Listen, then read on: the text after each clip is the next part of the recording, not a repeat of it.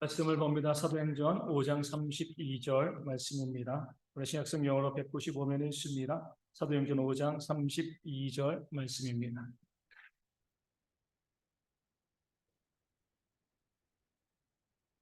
사도행전 5장 32절 제가 말씀을 읽어드리겠습니다. 우리는 이 일의 증인이요 하나님이 자기에게 순종하는 사람들에게 주신 성령도 그러하니라 하더라. 아멘. 지금 계속해서 말씀의 배경은 공회죠. 이스라엘 최고의 의결 기관입니다. 이 공회에서 유대 종교 지도자들이 사도들을 뭐하고 있어요? 협박하고 있는 겁니다. 위협하고 있는 겁니다. 그런데 이런 협박과 위협, 생명의 협박이고 위협인데 이런 상황 가운데 사도들은 조금도 두려워하지 않고요. 담대하게 외치죠. 사람보다 하나님께 순종하는 것이 더 마땅하다. 이 사람들은 유대 종교 지도자를 의미하고 그들은 하나님과 지금 반대에 서 있다는 거예요. 너희가 유대 종교 지도자들이지만 하나님을 대적하는 자가 아니냐 이렇게 그들을 정죄하는 겁니다. 그러면서 또 누구에게? 그들에게 너희는 우리가 이스라엘 민족으로 인정할 수가 없다. 이스라엘 민족이 섬기는 하나님을 시기하여 십자가에 달려 죽게 했는데 너희가 어떻게 이스라엘 민족일 수가 있겠느냐? 너희는 이스라엘 민족이 아니다. 그렇게 재판하는 자들에게 잡혀온 사도들이요 그들을 정죄하고요 그들을 심판하고 있는 그런 모습이 이 본문 가운데 나와 있는 겁니다. 어떻게 보면 이런 거예요. 우리 목숨 아깝지 않으니까 죽여도 괜찮다는 겁니다. 죽음을 두려워하지 않는다는 거예요. 너희들이 우리를 위협하고 죽이려고 하는데 죽일 테면 죽여봐. 우리는 이 믿음을 포기하지 않을 것이다. 이렇게 외치고 있는 겁니다. 그러면서 오늘 말씀에 뭐라고 이야기해요? 우리는 이 일의 증인이다. 증인 선서를 하는 겁니다. 이 일이 뭐죠? 너희들이 시기하여서 예수님을 십자가에 달려 죽게 하신 것이 아니냐. 그 일이죠. 그 예수님을 하나님께서 다시 살리시고 우리 모두의 임금과 구주가 되게 하셨다. 이미 선포한 모든 말씀에 대해서 우리가 증인이다 라고 이야기합니다. 이 증언 때문에 너희가 우리에게 사형 선고를 내려도 우리는 증인으로서 이 삶을 포기하지 않겠다. 다시 한번 증인을 선서하고 있는 겁니다. 대단한 용기예요. 목숨을 아까워하지 않는 그런 증인의 모습이 오늘 사도들 가운데 보여지고 있습니다. 그런데 이렇게 그들이 목숨을 아까워하지 않고요. 그 증언을 이야기했다. 우리가 증인이다라고 이야기했다고 했어요.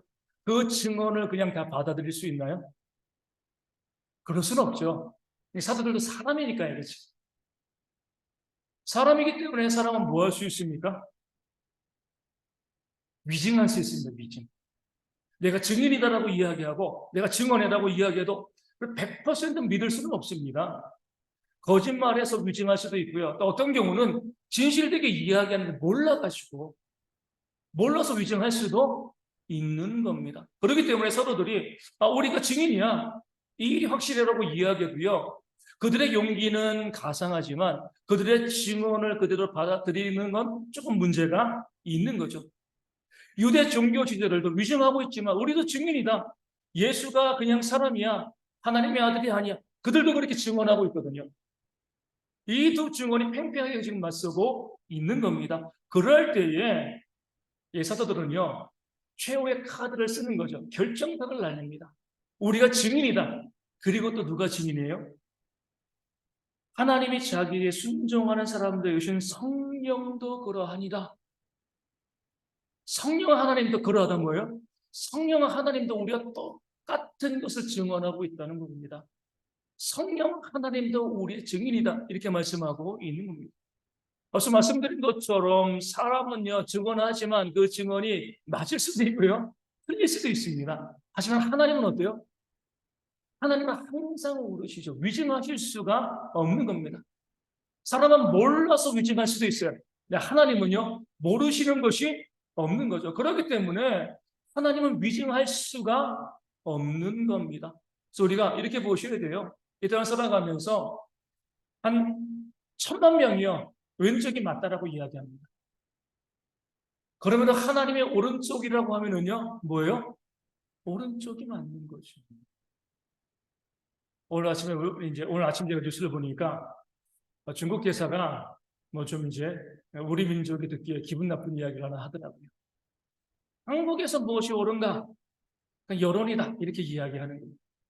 진리를 따지지 아니하고 백성들이 그냥 이 몰고 가면 여론이 있으면 그 여론에 따라 가지고 이 국가의 모든 것들이 결정되어진다 이렇게 이야기를 하더라고요. 중국 대사가. 대사가 할 소리는 아니죠. 그렇죠? 그런 나라가 우리나라뿐이겠습니까? 뭐 모든 나라가 여론에 따라 움직이는 건 사실입니다. 그렇죠? 공산주의 아니라면 여론에 따라서 움직일 수밖에 없고 공산주의도요. 그 여론을 생각하긴 생각을 합니다. 어찌됐건 우리는요. 여론에 민감하잖아요. 무엇이 옳은가 옳지 않은가 생각할 때에 다른 사람들은 어떻게 생각하는가 참조하고요. 거기 내 생각을 얹어 놓습니다. 성경으로 그렇게 하지 말라고 말씀하는 거죠. 1000만 명이 아무리 1이라고 이야기해도 하나님이 2라고 말씀하시면 2가 되어집니다. 이것이 우리의 신앙이 되어지는 거예요. 아무리 많은 사람들이 증인이라 이야기하고요. 이때에는 수십억의 사람들이 하나님이 없어라고 이야기해도 하나님이 내가 있다라고 말씀하시면 하나님은 계신 거예요. 그렇죠? 여론 따라가는 건 아니고요. 사람 쪽수 따라가는 건 아닙니다. 하나님이 옳다라고 말씀하시는 것이 옳은 거죠. 그렇기 때문에 사도들이 자신들이 증인이라고 이야기하고요. 거기 멈추지 아니하고 성령도 증인이야. 모든 증언을 완료하는 거죠. 마치 무엇과 같냐면 우리 블랙박스랑 CCTV에 같습니다. 옛날에는 교통사고 발생하고요. 또 사건이 있으면 누가 이겼어요? 목소리 큰 사람, 그렇죠? 목소리 크게 이야기하면 그거 맞는 것처럼 들리거든요. 힘 있는 사람들, 권력 있는 사람들이요. 가해자임에도 불구하고 피해자를 가해자로 만들잖아요. 그렇죠? 위증하고요. 증거를 조작하고요. 목소리 높여가지고 권력의 힘으로 잘못된 것을 잘된 거로 만드는 그런 일들이 이 땅 가운데 많이 있었습니다. 성경에도 그렇습니다. 보면 이스라엘에서 가장 이 악한 왕이 누구예요? 아합 왕이죠. 그렇죠? 그 아합 왕이 이 나봇이라는 사람이 갖고 있던 포도원을 갖고 싶었어요. 너무나 탐났습니다. 그 왕의 힘으로 빼앗은 건 아니에요. 나봇에게 이야기합니다. 나에게 팔아. 내가 값을 후하게 쳐줄게. 나봇이 안 된다고 이야기하죠. 하나님께서 우리로 하여금 내게 주신 유산, 그 기업을 지키라고 하셨습니다. 옮기지 말라고 하셨습니다. 정말 드리고 싶은데 말씀에 의하면 이것을 드릴 수가 없습니다. 거절합니다. 이 말을 듣고 아합왕이 어때요? 알아누웠습니다. 그 밭을 너무나 갖고 싶은데 갖지 못하니까 왕이 알아누운 거죠. 이것을 그 아합 왕의 아내 악한 왕비 이세벨이 보고 그 왕을 참 딱하게 여기고요. 한 가지 계략을 뿜이죠. 어떤 계략이요? 그 나봇이 살고 있는 이스라엘 지역의 그 장로들에게 편지를 보냅니다. 위증하라는 거죠. 오늘 공의와 같은 회의를 만들고 나봇이 오면 그가 하나님을 저주했다. 위증해. 그 증인을 만들어. 그리고 나봇을 죽여. 그 이세벨의 지시대로 그 장로들이요. 모임을 만들고 재판을 만들고요. 나봇을 불러옵니다. 피고로 불러오는 거죠. 그리고 사람들이 위증하는 거예요. 저 나봇이 여호와를 저주했습니다. 나봇은 그러지 않았잖아요. 그렇죠? 근데 두세 사람이 모여가지고 그렇게 위증하니까 사람들이 이것을 판결하고 나봇을 죽여버렸습니다. 그 밭을 아합 왕이 빼앗아 간 거죠. 목소리 크면 이기는 거예요. 그렇죠? 성경에서도 보면. 권력 있고 힘 있는 사람들이요. 자기의 권력과 힘을 가지고요. 얼마든지 사건을 조작해낼 수 있습니다. 이런 일들이 있다는 가운데 참 많이 있었잖아요. 그런데 블랙박스가 딱 들어오고 CCTV가 발생하면 어때요? 생겨나니까 어때요? 이제는 목소리가 커도 이길 수가 없어요. 그렇죠? 우리 사고 나면은 우리 막 싸우십니까? 요즘? 싸우죠. 블랙박스 보면 됩니다. 거기 다 나와 있습니다. 그대로 그냥 보고 판결하게 되어 있어요. 어떤 사건이 발생하면 가장 먼저 무엇을 찾아봐요? 사람들의 증언도 듣지만 그 CCTV 찾아봅니다. 그 영상을 보면 어때요? 무엇이 옳고 그른가 이것이 분명히 드러날 수 있게 되어집니다. 그래서 법원에서도 사람들 판결할 때 그런 증인과 증언을 많이 듣습니다. 하지만 아무리 증인이 많고요, 증언이 많아도 증거가 없으면은요, 그 증인의 증언을 받아들이지 않죠. 증거 법정주의라고 이야기하죠. 그러니까 증거가 있어야 되는 겁니다. 증거가 없으면은요, 내가 아무리 목소리 높고 내가 이야기해도요, 증거가 없으면 그 증언의 효력이 없는 거죠. 잘못하면 뭐에 걸려요? 무고죄에 걸리는 거죠. 그렇죠? 잘못 증언하면. 딱 증거가 딱 나타나면 더 이상 할 말이 없는 겁니다. 그럼 성령이 그런 역할을 감당하시죠. 유대 종교 시대들도 그들의 주장이 있었고요. 사도들도 그들의 주장이 있었습니다. 그럴 때 사도들은요, 우리의 주장 말고 하나님의 주장을 들어보자. 하나님이 우리와 똑같은 것을 증언하신다. 더 이상 할 말이냐? 할 말이 없는 거죠. 오늘 이 말씀 우리 가운데 아주 큰 힘이 되어지는 말씀입니다. 성령 하나님께서 우리 가운데 증언하신다, 증인이 되신다. 이 말씀은 뭐예요? 성령 하나님이 우리의 편이 되신다는 겁니다. 증인으로 선다는 건 그 사람 편에 선다는 거잖아요. 그렇죠? 단순히 증언만 하는 것이 아니라 그 사람을 도와주는 겁니다. 그 편에 서는 겁니다. 하나님께서 우리 가운데 내 편이 되어주시고 나를 통해서 증언하시고 나를 도와주신다. 이 사실만큼 우리를 힘있게 하고 우리에게 힘을 주는 그런 사실이 없습니다. 왜냐면요, 우리가 살고 있는 이 세상이 너무나 살기 힘들기 때문에 그래요. 여러분 힘으로 살아갈 수 있나요? 내 뜻대로 다 됩니까?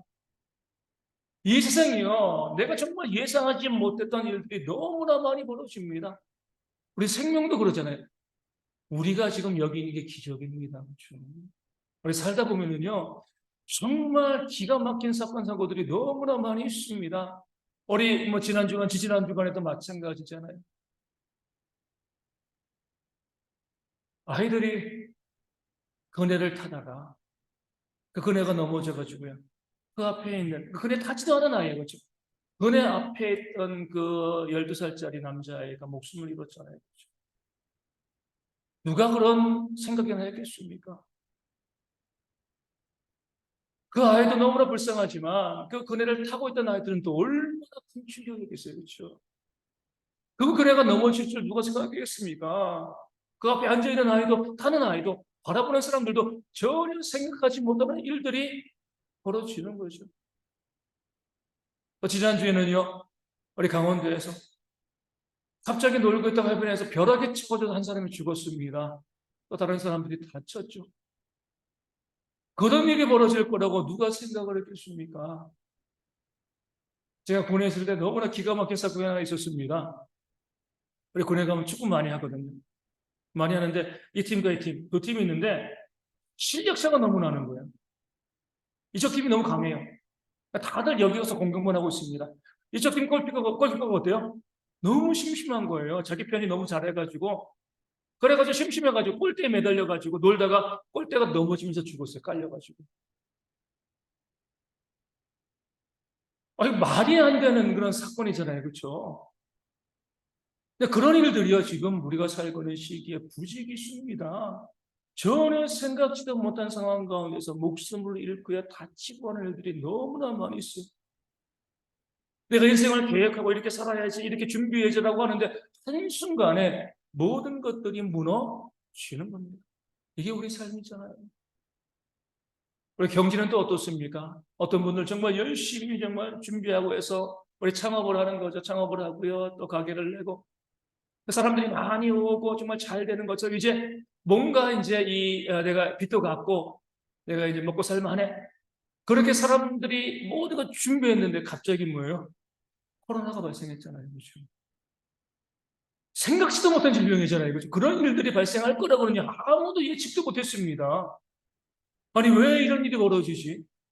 나는 열심히 살아가고 준비하고 정말 최선을 다했는데 갑자기 모든 경제가 무너지는 일들이 우리 가운데 얼마나 많이 있습니까? 가정도 그러고요, 경제도 그러고, 우리 건강도 그러고, 이 땅 데 살아가면서 내가 도무지 예상치 못했던 그런 일들, 한 치 앞도 내다보지 못하는 일들이 계속 우리 가운데 벌어지면서 우리가 수고하고 했었던 모든 것들이 무너지는 일들이 지금 우리 가운데, 우리 주변 가운데 너무나 많이 발생합니다. 어떤 분은 정말 열심히 평생의 수건 사업으로 준비해서 멋진 집을 지었는데 갑자기 홍수가 나서 집이 무너지고요. 불이 나서 집이 붙어버립니다.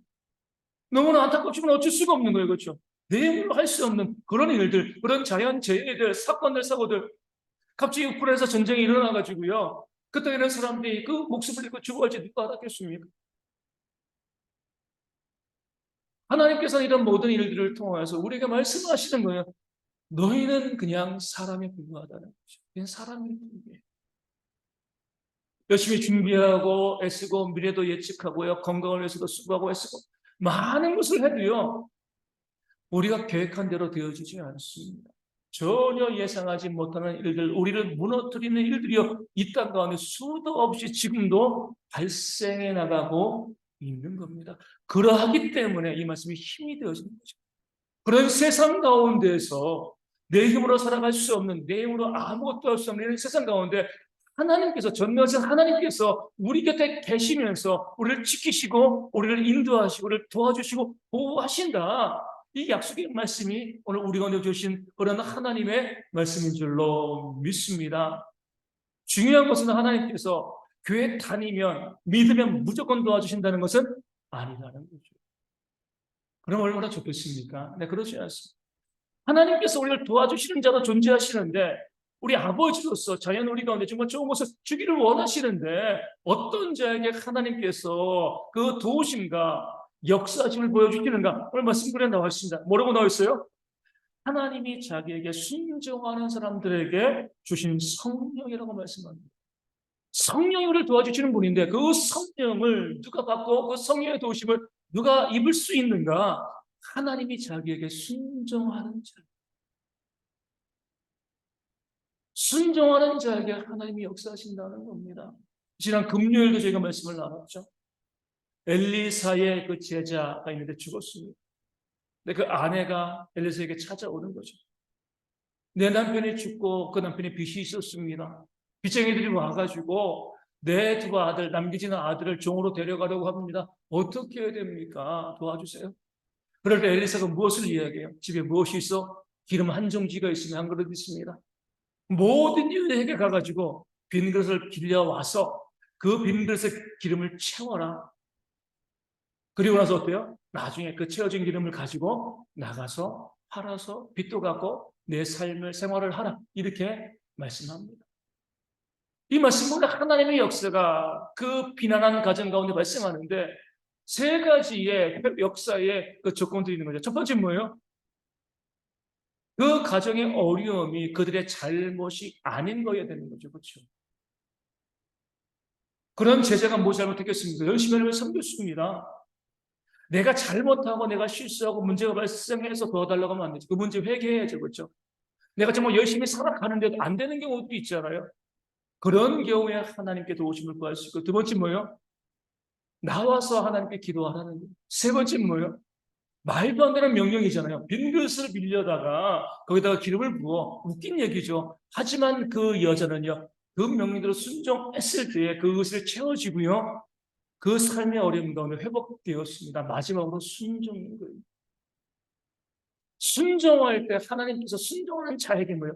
그 순종의 말씀이 힘들고 어렵지만 그 말씀 가운데 순종할 때 그런 자에게 하나님이 역사하시는 겁니다. 이스라엘 백성들이 출애굽할 때 민수기에 보면 어때요? 12명의 정탐꾼을 보냅니다. 가나안 땅에 가보니까 너무나 좋은 땅이에요. 적극거리 흐르는 땅이 맞습니다. 그 좋은 땅에 누가 있어요? 당연히 강한 사람들, 힘 있는 사람들이 있는 거죠. 와서 이렇게 보고합니다. 너무나 좋은 땅이 맞는데 장대한 사람들, 싸움 잘하는 사람들이 있기 때문에 우리는 그들 보기에 뭐와 같다고요? 메뚜기와 같다. 올라가면 죽는다. 하나님은 뭐예요? 그래도 올라가라. 순종하면 비록 메뚜기처럼 보여도 그 보고가 사실입니다. 틀린 건 아니에요. 그들은 강하고 우리는 메뚜기처럼 보여도 말씀 가운데 순종하며 올라갔으면 그 땅을 차지했을 겁니다. 불순종한 거죠. 하나님을 원망하고 모세를 원망하고 우리가 애굽으로 돌아가자 이렇게 이야기합니다. 그럴 때 하나님께서 이렇게 말씀하시죠. 너희 말이 내 귀에 들린 대로 내가 너에게 행할 것이다. 너희가 우리가 죽겠다라고 이야기하니까 그래, 너희 죽여줄게.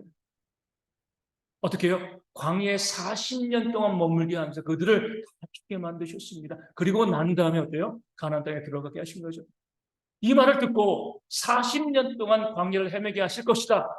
그 말을 듣고 이 사람들이 갑자기 또 용기를 내가지고, 얼마 전까지 우리가 메뚜기 같은 게 올라가면 죽을 거야, 이런 사람들이 우리가 그러면 광야에서 40년 있기 싫어, 가서 싸우자라고 이야기하면서 가나안 땅으로 쳐들어갑니다. 근데 모세가 무엇이라고 이야기해요? 하나님이 너희와 함께하지 않아. 올라가면 너희가 싸워서 질 수밖에 없어. 그 말을 하셨으니까 또 불순종하고 올라가가지고 그 전쟁에서 패하고 광야 40년으로 들어가게 되어 지는 거죠. 올라가냐 안 올라가냐 이거 이전에 정말 중요한 건 뭐예요? 순종하지 않았다는 거죠. 올라가라고 했을 때는 올라가지 않고요. 올라가지 말라고 했으면 올라갔습니다. 둘 다 불순종했기 때문에 하나님의 진노가 그들 가운데 임하게 되어진 겁니다. 하나님께서는요, 순종하는 자에게 역사하십니다. 내 삶 가운데 말씀드린 순종이 있으면 하나님의 역사가 있습니다. 우리의 믿음은 또 순종이죠. 동의합니다. 순종이 있으면은요, 반드시 하나님의 역사가 일어나는 거예요. 우리 삶 가운데 하나님의 역사가 있지 아니하면 우리는 순종하지 않은 거고요. 믿지 않은 거죠. 가정에서도 그렇잖아요. 누가 효자 효녀죠? 권사님 누가 효전이에요? 순종하는 자녀, 부모를 잘 듣는 자녀들이 효자 효녀입니다. 그런 이야기 제가 말씀드렸습니다. 예전에 어떤 이제 이 나라에 왕이 다스릴 때죠.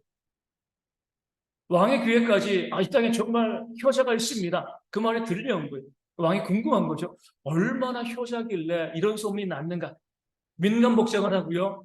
그 사람이 살고 있는 집에 왔습니다. 가난한 집인데 담장 너머에서 몰래 쳐다보는 거죠. 어떻게 효도를 하고 있는가. 근데 그 이제 이 효자로 소문난 그 아들이요.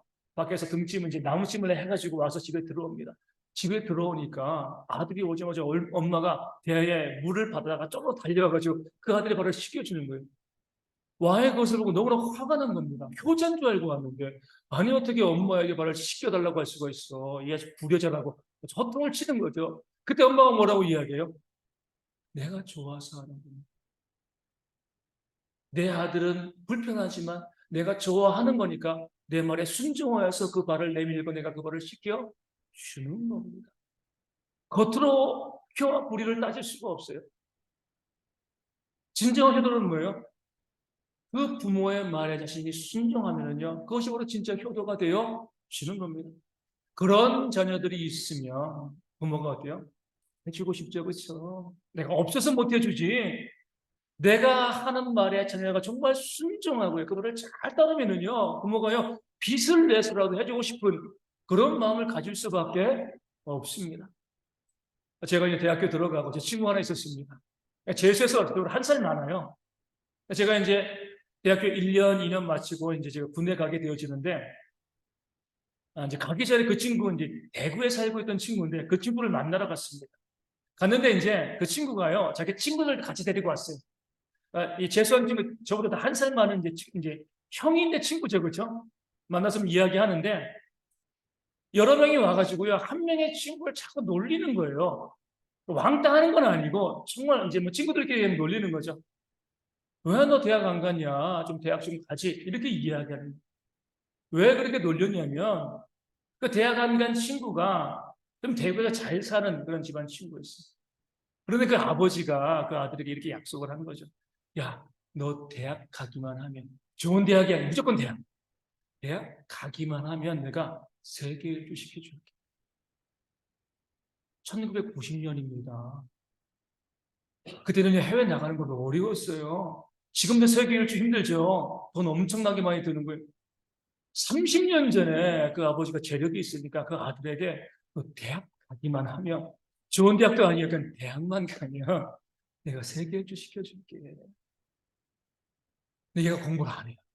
아버지가 그렇게 이야기해도요, 대학 시험도 보시는 거예요. 하지도 않는 겁니다. 그러니까 친구들이 그런 거예요. 야, 너 대학만 가면 세계 일주야. 왜 대학 안 가? 조금만 공부하면 되잖아. 근데 절대로 공부 안 하니까 친구들이 그 친구들 놀리는 거예요. 만약에 그 친구가 대학 갔으면, 아니, 정말 조금만 공부해가지고요, 좋은 대학 갔으면 그 아버지가 어떻게 했겠습니까? 세계 일주만 시켜줬겠어요? 헬스면서 우주까지 보내줬을 거예요. 그렇죠? 돈이 있으니까, 능력이 있으니까. 그런데도 순종하지 않아요. 우리도 그러잖아요. 말씀을 했으면 그 순종하는 자녀에게 왜 무엇을 못 해주겠습니까? 하물며 하나님이시겠습니까? 우리 하나님 좋은 분이시거든요. 우리에게 정말 좋은 것 해주기를 원하시는 그런 하나님이신데 우리가 순종하면 어때요? 순종하는 우리 가운데 못 해줄 게 무엇이 있겠습니까? 그런데 어때요, 우리는요? 순종하지 않죠. 하나님은요, 정말 순종하는 자를 가장 좋아하십니다. 헌금 많이 한다고 좋아하시는 거 아니에요. 봉사 헌신 많이 한다고 좋아하시는 거 아닙니다. 예배 열심히 잘 드리고요, 빠짐없이 나온다고 해서 좋아하시는 것 아니에요. 물론 싫어하시는 건 아니지만 하나님이 정말 좋아하는 성도는 누구예요? 하나님의 말씀에 순종하는 그런 성도입니다. 사무엘상을 보면 우리 사울 왕이 아말렉과 싸웁니다. 그때 하나님 무엇이라고 명령하신 거죠? 그들을 다 진멸하고 한도 살려둘지 마라. 이렇게 말씀하셨는데 나중에 사무엘에 가보니까 짐승들의 그 이 소리가 들리는 거죠. 아니 하나님이 다 짐승까지 진멸하라고 했는데 왜 짐승들의 소리가 들립니까? 사울 왕이 무엇이라고 이야기해요? 그 짐승을 가지고 하나님께 제사하기 위해서 좋은 짐승 남겨놨습니다. 제사용이 어차피 죽일 거예요. 이렇게 이해하는 거죠. 하나님은 뭐예요? 그런 제사용으로 쓰지 말고 다 죽이라 말씀하셨는데 사울왕은요 하나님께 제사하기 위해 살려두었습니다. 그때 아주 유명한 말씀이 나오죠. 어떤 말씀이요? 순종이 제사보다 낫고 듣는 것이 수양의 기름보다 낫다 말씀하십니다. 제사는 예배잖아요. 수양의 기름은 헌금 예물이에요. 그렇죠? 하나님께서는요 그렇게 예배하는 것보다 그렇게 헌금 많이 하는 것보다 하나님께 순종하는 것, 그 말을 듣는 것을 더 귀하게 여기신다 말씀입니다. 아무리 예배 잘하고요, 예배 많이 드리고 아무리 헌신하고 수고 많이 하고 봉사하고 전도 선교하고요, 아무리 헌금 많이 내도요, 순종하지 않으면 하나님께서 그 삶 가운데 역사하지 않으시는 거예요. 어떤 분은 저렇게 이렇게 이야기합니다. 하소연하는 거죠. 목사님, 하나님 너무하신 것 같아요. 제가 정말 열심히 기도하거든요. 금식하며 기도했습니다. 삶에 문제 어려움이 있어가지고 금식하며 기도했는데 하나님은 왜 내 기도 들어주시지 않는 거죠? 저는 답을 알거든요. 하나님은요, 기도하면 들어주십니다. 응답하십니다. 반드시 응답하십니다. 그런데 그렇게 기도하고 그렇게 부르짖고요, 금식하며 하나님께 나오는데도 하나님이 역사하지 않아요. 무엇 때문에요? 순종하지 않으니까. 이런 거죠. 나와서 뭐 목이 쉬어라 기도하고 금식하고 나가서 뭐 하는 거예요? 다투고 싸우는. 하나님은 사랑하라고 섬기라고 하셨는데 다투고 싸우고 비난하고 정죄하고 그런 삶을 살아갑니다. 거기에 하나님의 은혜가 임할 리가 없는 거죠. 아무리 내 예배를 자랑하고요, 내 헌신을 자랑하고 내 기도를 자랑하고 그렇게 나아가도 하나님 말씀 가운데 순종하지 않는데 하나님께서 그에게 역사하실 리가 없습니다. 근데 우리는 뭐예요? 그런 거 바라보지 않고요, 순종을 생각하지 않고 내가 얼마나 봉사하는가, 얼마나 헌신하는가, 얼마나 하기 위해서 많이 헌금했는가, 얼마나 많이 기도했는가, 이것만을 이야기합니다. 그 모든 것이 거짓이죠. 왜요? 정말 예배하는 자가 순종하지 않을 수 있습니까? 그럴 수 없습니다. 진짜 예배하는 자는 순종하게 됩니다. 정말 온전히 기도하는 자는 순종할 수밖에 없어요. 바르게 헌신하는 자도 순종할 수밖에 없습니다. 그러면서 우리가 순종하지 않는다고 하면은요, 우리의 모든 헌신과 우리의 모든 기도와 우리의 모든 예배가 거짓된 거라는 거예요. 잘못된 거라는 거죠. 그러기에 하나님께서 받지 않으시고 역사하지 않으시는 거죠. 오늘 말씀은요, 하나님이 자기에게 순종하는 자에게 주신 성령이라고 말씀하십니다. 그 성령의 도우심은요, 하나님에게 순종하는 자에게 부어지는 줄로 믿습니다. 우리가 정말 하나님이 기뻐하는 사람, 적극적으로 도와주길 원하는 사람, 순종하는 사람임을 깨닫아 하시고요, 순종하는 지혜가 우리 가운데 있어야 할 줄로 믿습니다. 목회하면서 참으로 안타까운 일들이 참 많이 있죠. 하나님의 은혜를 입지 못하는 분들이 있어요. 처음에는 이런 분들이 있어요. 삶의 고난과 어려움이 점점 다가오는데도요, 하나님께 기도하지 않은 사람들이 있습니다. 부르짖지도 않아요. 하나님이 도움이 된다는 사실조차 알지 못합니다. 왜요? 견딜만 하다라고 생각합니다. 이 정도쯤이야 내 힘으로 견딜 수 있어. 그러니까 하나님의 도우심을 구하지 않아요. 그런데 그 견딜만한 상황이 지나고 나면 어떤 상황이 와요? 견딜 수 없는 상황이 옵니다. 지금 견딜 만한 상황은 뭐죠? 하나님의 경고가 쌓인 거죠. 네 힘으로 살아갈 수 없는 거야. 회개하고 나와서 기도하고 순종해. 그러나 하나님의 쌓이는데 지금 견딜만 하니까, 지금 문제 없으니까 아이 뭐 괜찮아. 하나님께 나오지 않고 기도하지 않고 부르짖지 않습니다. 제가 두려운 거죠. 분명하거든요. 그 다음에는요, 견딜 수 없는 상황이 다가올 수밖에 없습니다. 두려워하셔야 돼요. 내가 지금 삶의 고난과 어려움인데 난 견딜만 해. 여러분, 위험한 겁니다. 교만이에요. 지금은 견딜만 하죠. 하지만 앞으로도 그렇겠습니까? 그럴 수 없습니다. 지금 견딜만 할 때 나와서 기도하시고요. 회개하시고 말씀에 순종하심으로 하나님의 회복해 하심의 역사를 경험하는 우리 모두가 되어져야 할 줄로 믿습니다. 두 번째로 말씀드린 것처럼 열심히 예배도 하고 헌신도 하고 기도도 하는데 내 삶이 지금 힘들고 어려우니까 하나님의 도우심을 구하는데 결정적으로 순종이 빠져 있는 그런 성도들 보게 되어진다는 거예요. 안타까운 거예요. 본인이 몰라요. 왜 내 삶 가운데 역사하지 않으시지? 왜 내 삶 가운데 도우심을 주지 않지? 다시 말씀드리지만 하나님은 좋으신 아버지이십니다. 자녀는 우리 가운데 좋은 거 주기를 원하시는 거예요. 그런가 받지 못하는 건 뭐예요? 우리가 받을 만한 자격이 안 되는 거죠. 준비가 되어 있지 않은 거예요. 우리는 말씀하십니다. 정말 기도했어? 예배했어? 헌신했어? 그럼 제발 좀 순종하라.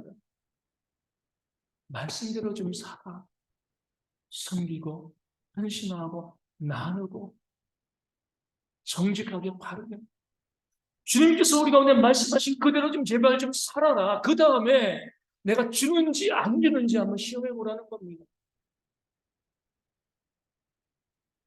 기도하고 우리 짓고 예배하고요. 이제 나가서 철저하게 내 삶을 우리가 완벽할 수는 없지만 하나님의 말씀 가운데 순종하고 애쓰고 노력하는 모습들이 우리 가운데 있으면은요.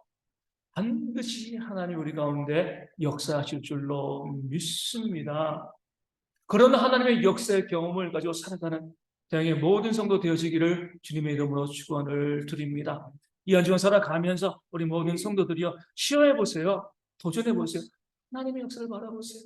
내가 순종하며 나아갈 때, 말씀대로 살아갈 때에 내 삶에 어떤 역사가 있는지 바라보시는 거. 오늘 아침에 어떤 분이 와서 이렇게 말씀을 하시는 거죠. 하나님께 기도했을 때 그 기도의 응답이 있습니다. 그럼 저는요, 기도했으니까 하나님 응답하셨다. 이렇게만 바라보지 않습니다. 기도한 그가 그 삶에서 순종하기 위해서 정말 애쓰고 노력했구나. 미루어 짐작하게 되어지는 거죠. 그런 모습이 있으니까 하나님의 역사가 있는 거예요. 우리 모두도 그냥 주일학교에 와서 예배하고 그냥 지나가시는 것이 아니라 삶의 지속적 어려움이 다가오기 때문에 그런 어려운 것을 이겨내기 위해서 순종하고요. 매일매일 우리 삶을 통해서 하나님이 내 기도에 응답하셨습니다. 내 삶 가운데 역사하셨습니다. 그런 고백과 간증이 넘쳐나는 저에게 모든 성도 되어지기를 주님의 이름으로 축원을 드립니다. 찬양하시는 말씀을 가지고 함께 기도하도록 하겠습니다. 391장 함께 찬송하도록 하겠습니다.